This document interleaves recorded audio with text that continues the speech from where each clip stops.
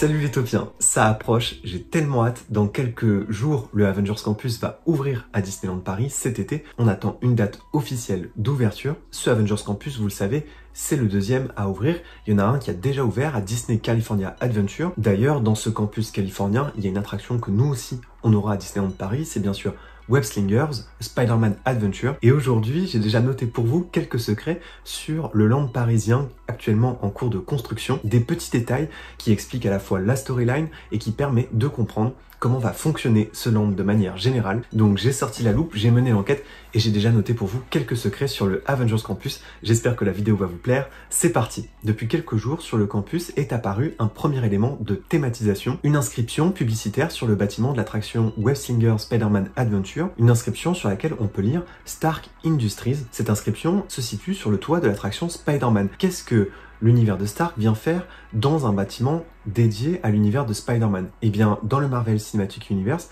Spider-Man est découvert par Iron Man et Tony Stark se prend de passion pour Peter Parker et développe pour lui un équipement particulier. C'est Tony Stark qui conçoit le costume de Spider-Man dans sa version la plus évoluée, notamment celle qu'on voit dans Infinity War. Et dans ce campus, Tony Stark veut continuer à donner la possibilité aux étudiants de pouvoir concevoir des éléments du costume de Spider-Man. Et dans ce bâtiment, ce que les étudiants construisent, c'est les fameux Spider-Robots qu'il va falloir récupérer car ils vont semer la zizanie dans le campus. C'est donc bien dédié à l'univers de Spider-Man, mais tout ça a été financé par Tony Stark, car c'est un personnage qui est profondément lié à ce Peter Parker et à cette version-là de Spider-Man. Autre élément de thématisation qui m'a particulièrement marqué, qui m'a plu, depuis quelques jours est apparu sur les murs de cette même attraction une affiche de ce qu'on appelle la Stark Expo. Alors c'est pas l'affiche que vous voyez là, cette affiche de la Stark Expo, elle est pour moi un des détails les plus importants de l'histoire des parcs Disney. La Stark Expo, c'est un événement fictif qui a été créé par le père de Tony Stark, qui a d'abord eu lieu dans les années 70, et puis c'est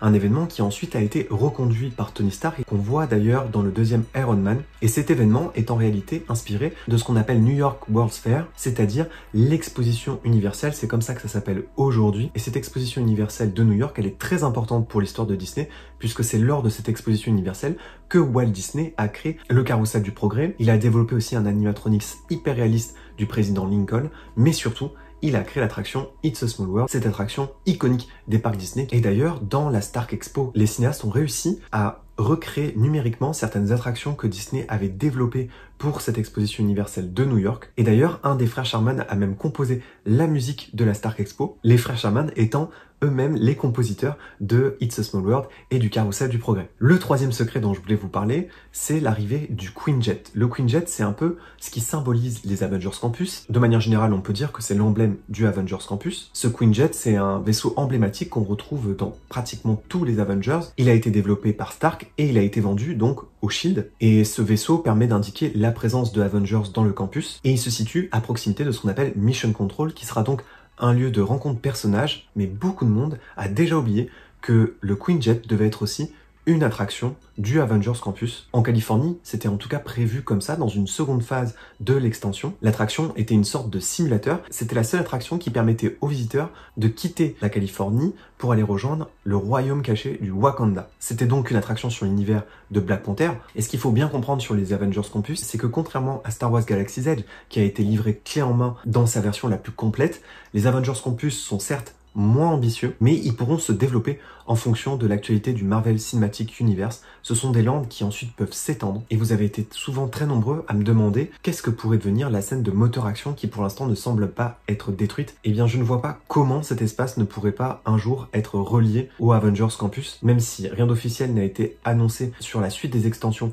du Avengers Campus. On se doute bien que si ce land fonctionne bien, il pourra un jour s'étendre. Le quatrième secret, et c'est un événement plus qu'un secret, l'attraction Iron Man va accueillir le tout premier animatronics des Walt Disney Studios. Vous le savez, les animatronics, ce sont ces robots ultra réalistes qui mélangent mouvement et parole. Ils sont d'abord apparus dans les films et puis ensuite ils se sont généralisés dans les parcs Disney. À Disneyland Paris, il y a beaucoup d'animatronics dans le premier parc, dans Pirates des Caraïbes, dans Phantom Manor, dans Buzz l'éclair. Mais c'est vrai qu'il y en a assez peu au Walt Disney Studios. En fait, pas du tout. Les deux seuls vrais animatronics sont ceux qui se situent dans la queue de l'attraction de Crush Coaster avant d'embarquer dans les tortues. Et on peut pas dire qu'ils fassent des mouvements très développés. Donc on peut considérer que premier vrai animatronics du Walt Disney Studios sera donc cet animatronics Iron Man qui se situera dans la queue de l'attraction Iron Man. Ce sera une sorte de rencontre avec ce personnage qui va en fait nous expliquer qu'il doit partir en mission avec l'aide de plusieurs Avengers. On se retrouvera ensuite dans son armure pour peut-être même quitter la Terre et rejoindre des univers éloignés à l'aide par exemple de Captain Marvel. Cinquième secret, l'attraction Iron Man a aujourd'hui un nom de code. Elle s'appelle Jukebox, boîte à musique. Beaucoup de monde a été triste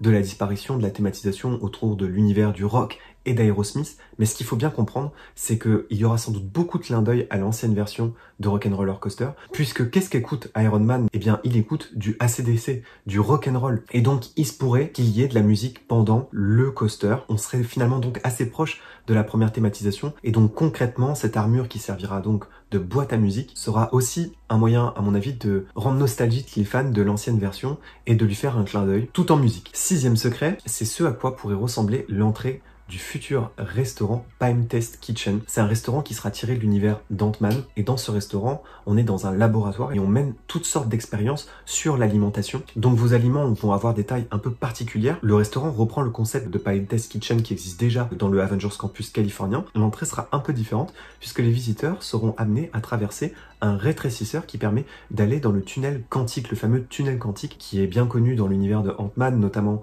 dans Endgame. C'est cette technologie qui permet d'aller retrouver les pierres d'infinité. Donc les visiteurs seront amenés à vivre une sorte d'expérience scientifique en traversant cette entrée qui sera un premier pas vers les aliments de ce laboratoire. Voilà, c'était les 6 premiers secrets que j'ai notés et trouvés sur le Avengers Campus. N'hésitez pas à partager en commentaire d'autres petits secrets. Beaucoup d'easter eggs sont déjà sortis sur la version californienne du campus et donc j'ai très hâte d'aller découvrir les easter eggs du campus parisien dont on attend une date d'ouverture. Merci d'avoir regardé cette vidéo les Taupiens. N'oubliez pas que vos rêves sont éternels. Bye!